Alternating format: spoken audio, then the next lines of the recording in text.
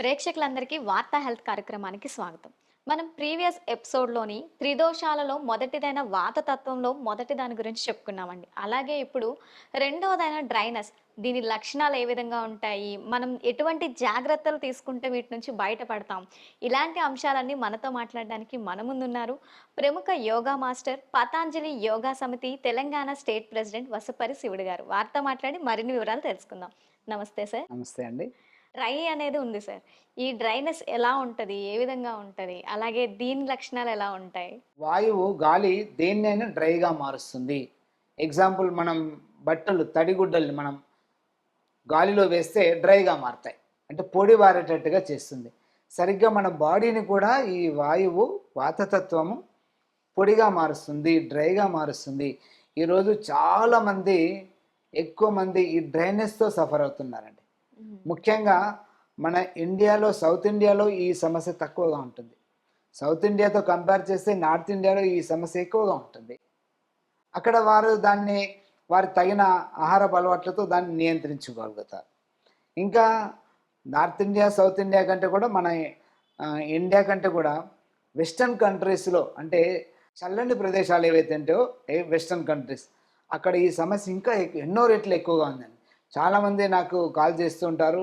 నా క్లాస్‌లో కూడా జాయిన్ అవుతూ ఉంటారు. నాతో యోగా సెషన్స్ తీసుకుంటారు ఎన్ఆర్ఐస్.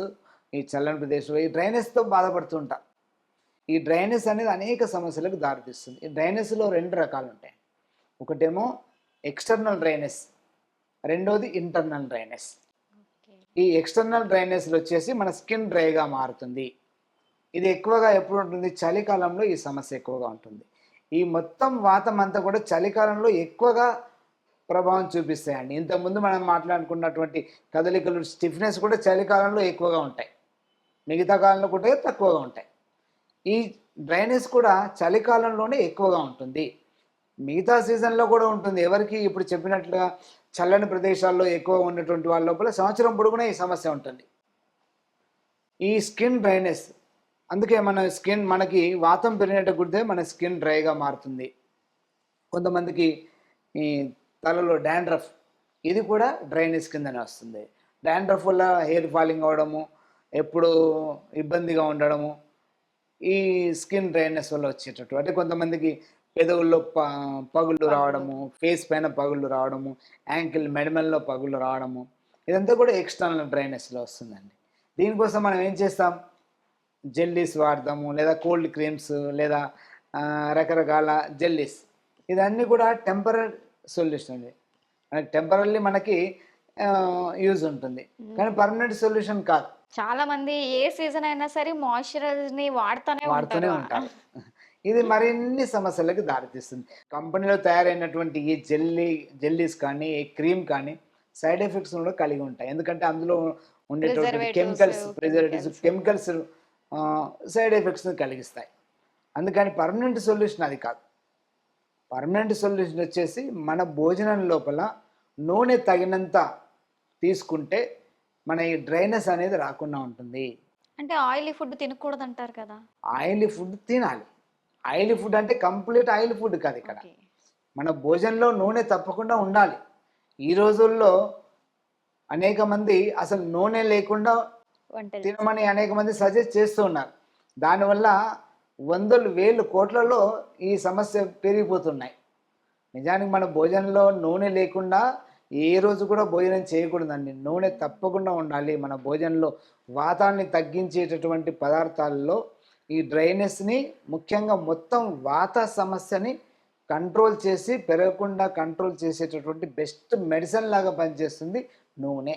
మొట్టమొదటి పదార్థం. అంటే మరి చాలా మంది ఆయిల్ వాడడం వల్ల హార్ట్‌కి సంబంధించి కొన్ని వ్యాధులొస్తాయంటారు. కొలెస్ట్రాల్ ఇక్కడ పెరిగిపోతాయంటారు.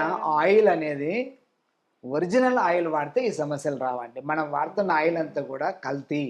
అసలు మనం వాడుతున్న ఆయిల్ రీఫైన్డ్ ఆయిల్ ఏదైతే ఉందో అందులో ఆయిల్ పర్సెంట్ 10, 20% కంటే ఎక్కువ లేదండి. మొత్తం పెట్రోకెమికల్. ఓకే.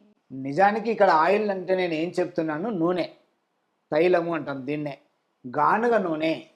అది మీరు పల్లి నూనె వాడతారా? సన్‌ఫ్లవర్ వాడతారా? కుసుమ నూనె వాడతారా?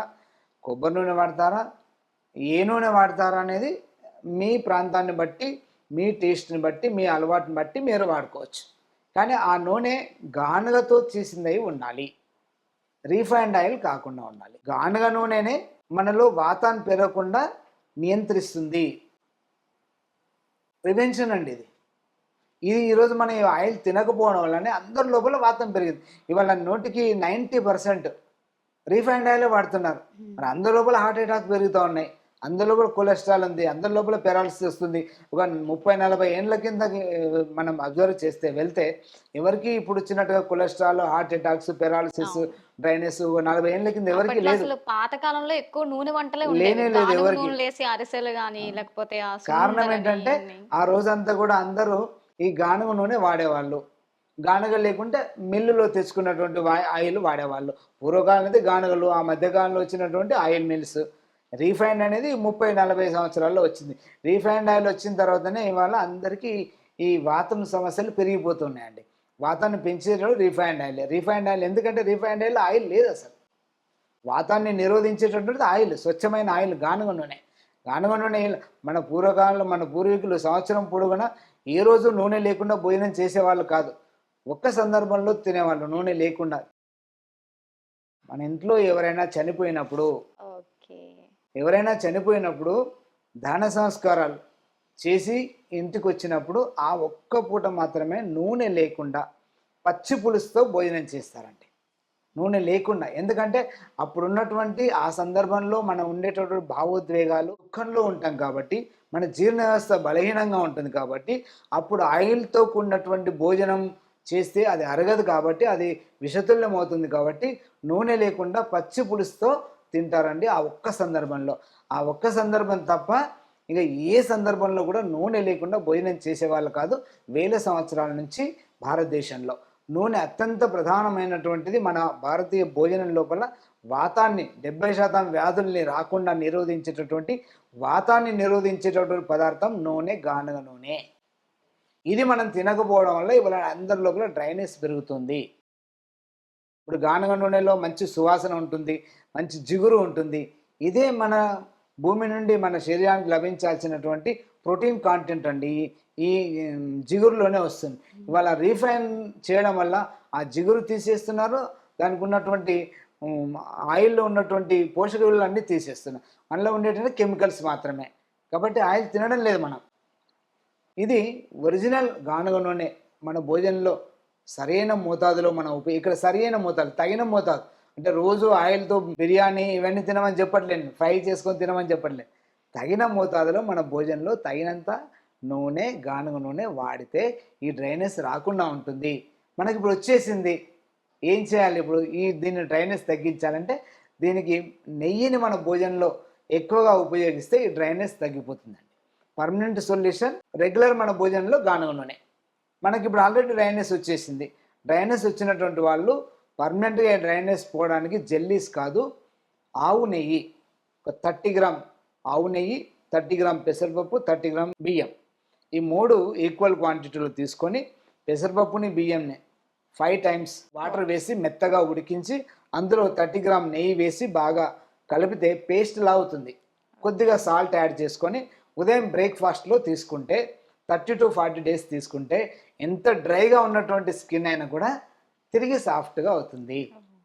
అలాగే ఇక్కడ ఎక్స్‌టర్నల్‌గా ఇదేమో ఇంటర్నల్‌గా నెయ్యి తీసుకోవడం. అంటే ఎంత క్వాంటిటీ మాత్రం తీసుకోవాలని ఉంటదా? బ్రేక్‌ఫాస్ట్ కొంచెం వాళ్ళు అది తీసుకున్న తర్వాత ఇంకేదైనా తినొచ్చంటారా? బ్రేక్‌ఫాస్ట్‌లో ఈ 30 గ్రామ్ కొంతమంది 40 గ్రామ్ కూడా తీసుకోవచ్చు. నేను అంటే ఇదొక్కటే తిని బ్రేక్‌ఫాస్ట్ అంతే. ఇంక ఉండిపోవాలంటారా? బ్రేక్‌ఫాస్ట్ ఇది ఒకటే. ఓకే. ఇదే ఓకే. బ్రేక్‌ఫాస్ట్ ఇక. ఆ! ఇక మళ్ళీ డైరెక్ట్ లంచే ఇక. ఆ! హ్మ్. పైన జెల్లీస్ యూజ్ చేస్తాం కదా! దానికి బదులుగా నువ్వుల నూనె లేదా ఆవ నూనె ఆయిల్‌ని డైరెక్ట్ రాత్రిపూట అప్లై చేసుకొని, మసాజ్ చేసుకొని పడుకుంటే ఈ డ్రైనెస్ తగ్గుతుంది. గానుగ నూనె గాని, లేదా ఆవ నూనె గాని. ఆవ నూనె గాని, నువ్వుల నూనె గాని. హ్మ్. రాత్రిపూట అది డే టైమ్‌లో కూడా మన బట్టలకు అయినా ఇబ్బ బయటికెళ్తూ ఉంటారు, అప్పుడు పనులుంటాయి. కాకుండా ఇంట్లో ఉండేటట్టయితే డే టైమ్ కూడా ఇది చలికాలంలో మనకు చర్మానికి, తలకు కూడా మంచి ఆయిల్ పట్టించాలి. కాళ్ళకి, చేతులకి ఆయిల్‌తో మసాజ్ చేసుకుంటే ఈ డ్రైనెస్ తగ్గుతుంది. ఇదేమో బయట నుంచి ఎక్స్‌టర్నల్‌గా ట్రీట్మెంట్, లోపల నుంచి డ్రైనెస్‌ని తగ్గించేది ఆవు నెయ్యి తీసుకుంటే ఇలా బ్యాలెన్స్ అవుతుందండి. ఈ డ్రైనెస్ ఇట్లా బ్యాలెన్స్ అయిపోతుంది. డ్రైనెస్‌లో ఇది ఒక అంశం మాత్రమే. Thank you so much sir.